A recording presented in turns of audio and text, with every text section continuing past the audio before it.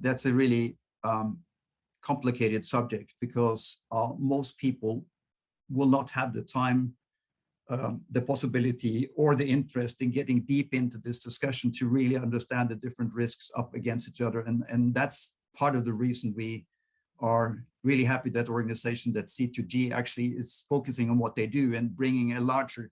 group of society into this discussion, because people need to understand that there's a very different type of risk when you talk about limiting the number of miles you drive with a car every day, or you switching to electric car, or you think about how you personally use less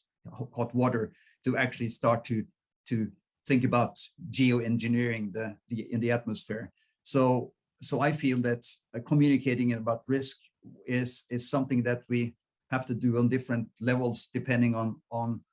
who we are talking to. And I think the biggest risk that most people have not understood is how little time we have left to actually